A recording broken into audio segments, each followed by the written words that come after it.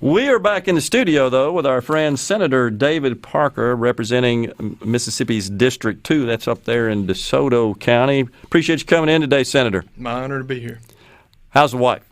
She's doing remarkably well. God has really blessed us, and she's been through more in a year and a half than anybody should ever have to go through. No doubt. But she has come out, and she's actually started a little nonprofit for people who are newly diagnosed with cancer. We've got a couple of events, and she's a spokesperson now for Baptist Cancer. That's awesome. Up in Memphis. So she is she's a vision and a testament to God's love and mercy. That is awesome, and certainly don't have to tell you, but the advances in treatments and technologies in the treatment of cancer in particular, incredible what's occurred. Incredible, and continuing to change.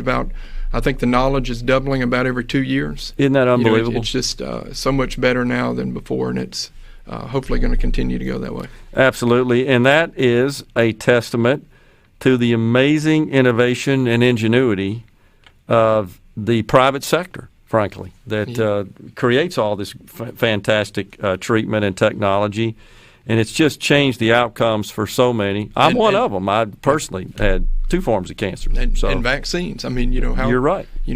To get something to the market as fast as we have in the past year is just amazing. Unbelievable, and I think we're seeing that the effectiveness of those bear out in the data. I mean, the numbers are down nationwide, across the board, in all the meaningful measurement areas. So, once again, I noticed in my Facebook memories from a year ago, 2 days ago, I made the statement that communism may have unleashed this biological beast, but capitalism would cure it, would slay it. Right. That's kind of what's happened, if you think about it. Right.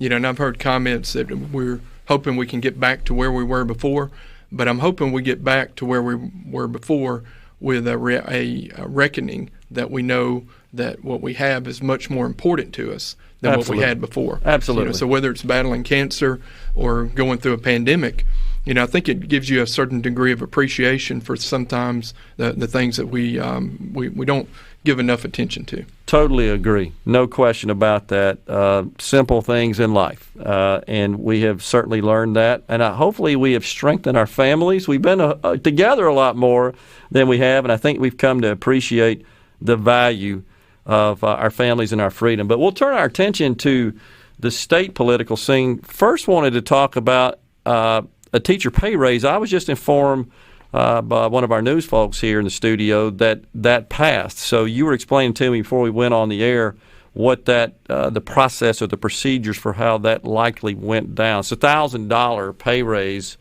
So tell us about your thoughts on that, how that happened.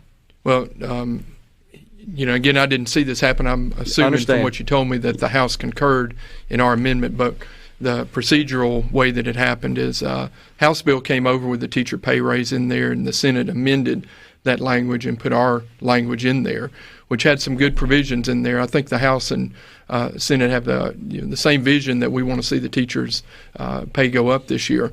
The key thing, is we're going to see an increase for the teachers, but the base pay in the Senate version raises the starting pay for teachers to $37,000.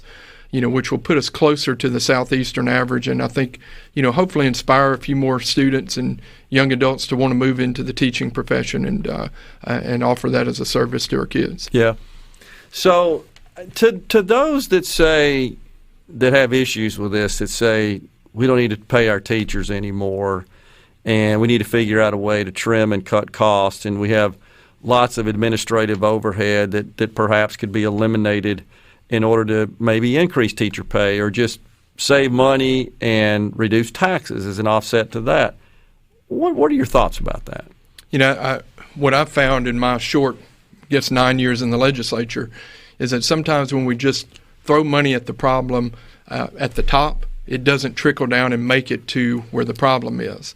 And I see the teacher pay raise as moving kind of money to where kind of the issue is. Yeah. And I would much rather have that money go straight to the teachers in the form of a teacher pay raise than just put it into the formula and then hope that at some point it makes it down there in the form of a pay raise. Well, and you got to hope that, especially with increasing the entry level pay, that the talent level increases. I mean, that's the way it works in the private sector. Is the more you pay, usually the better the talent is. Right, and that's in other things we're going to talk about this morning. I think that's a key component to anything that we think about. Absolutely. Is that we want business to expand, we want things to grow in our state, but at the same time, we want that type of growth to be a more abundant type of job. We don't want to settle for mediocrity. We want to be moving forward, and as business people like you and I are, sure. I think one of the ways you do that is lead by example. Yeah, absolutely, totally agree. So, economic development, of course, is always a hot topic around the state of Mississippi. One of the things that concerns me is we continue to see ourselves losing population.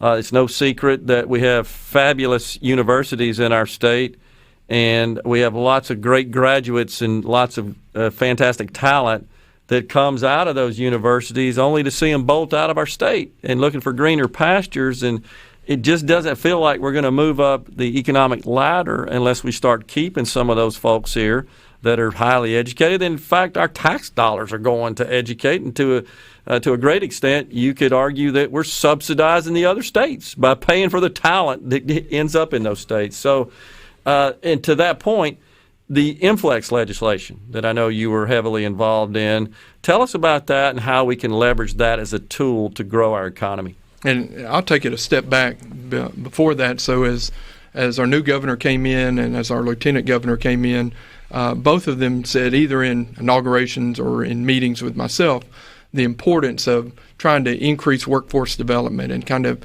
to get to the point you're talking about here. Yeah. So much to the point that the lieutenant governor set up a new committee that I chair on the Senate side called Economic and Workforce Development. So this committee did not exist on the Senate side until I took that role, and he had detailed talks with me about what his vision would be.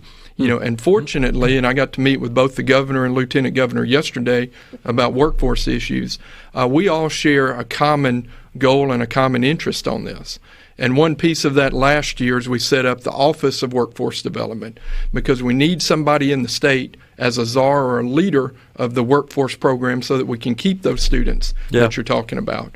And then Inflex is an extension on that we can work with our economic developers, gives them a tool to allow existing businesses in the state to expand with a more simplified incentive package, and gives our economic developers a tool to attract new businesses here, and do it in a form where in a 30-minute meeting you can explain to a CEO or a decision maker for a company why they should expand and why they should do that in Mississippi. It was convoluted. The present system before Inflex was a bit convoluted, and I think it spooked a lot of decision makers.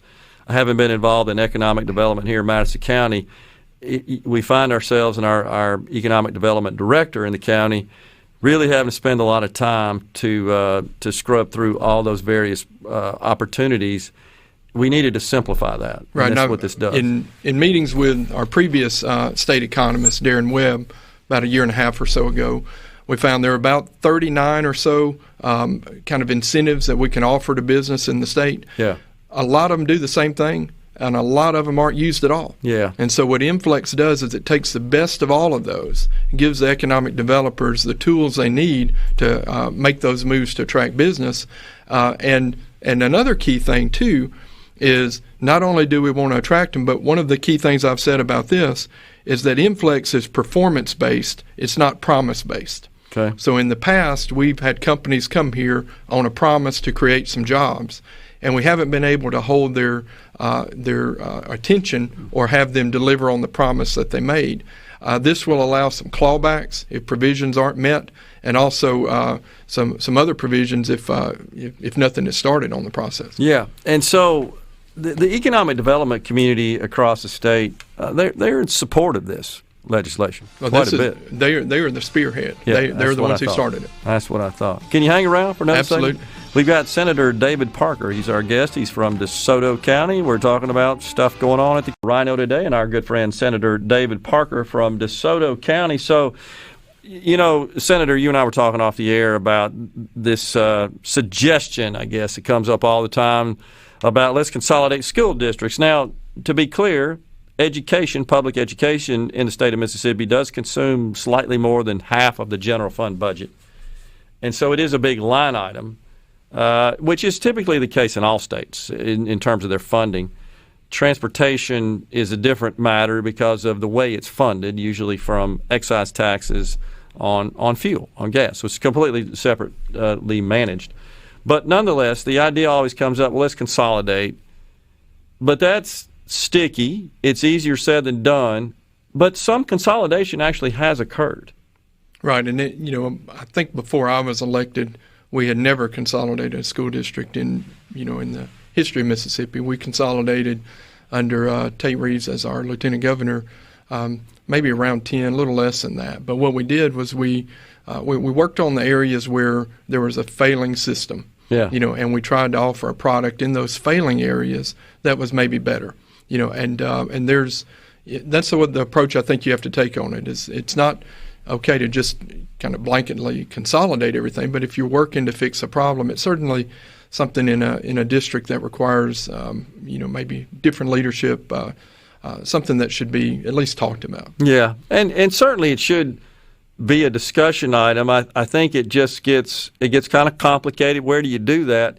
You think about just the metro area here, where we've got the surrounding districts, those that surround Jackson Public Schools, which I think is the largest district in the state. I want to say there's 52 schools in that district, although they've shut down a couple in the last few years. But I think we're approaching them in DeSoto County. Yeah, DeSoto County, you were talking about that, the explosive growth up there. What did you say, 44 I believe schools? We have 44 schools. We have, I think at the census we're going to show 190,000 citizens now in DeSoto County alone. Under one district. Under one district. But you have to remember with DeSoto County has grown into that.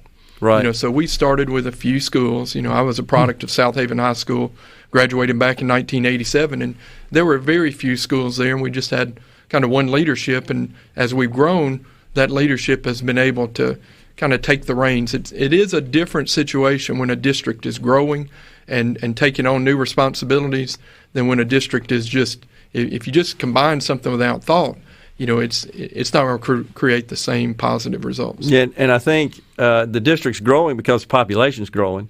Right. And I want to say last census data I looked at, maybe only 3-4 counties in the state are experiencing a population increase. Not many.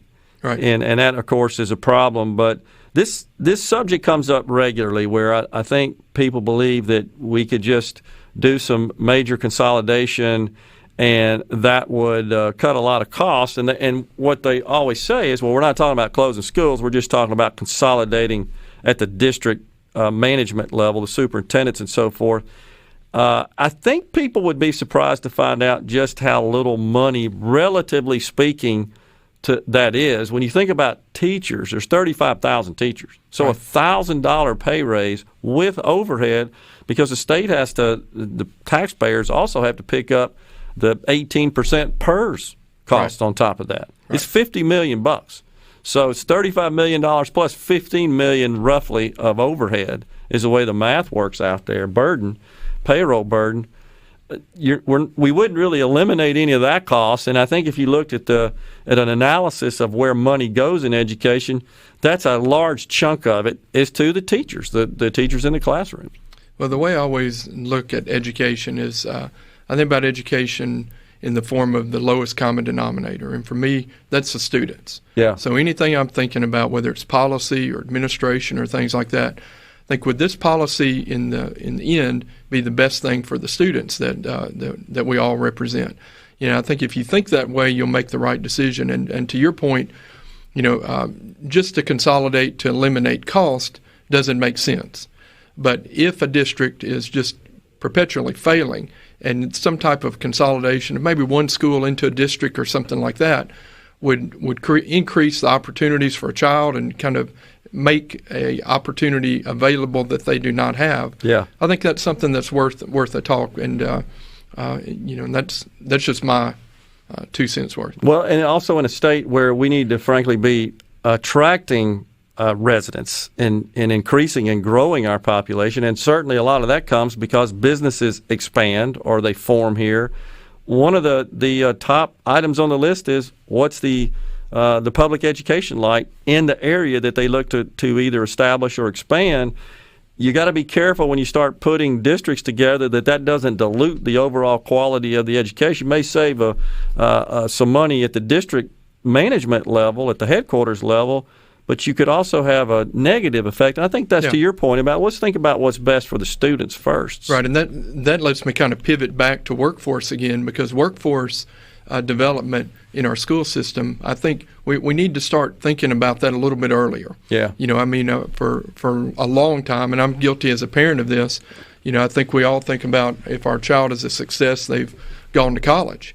But some of the best jobs and some of the most rewarding jobs we have in this state do not require a college degree. They require a certain skill set. Yeah. And that's why the key is, with this Office of Workforce Development, and we're hoping to have a leader of that very soon, maybe within a short period of time we'll have an announcement on that.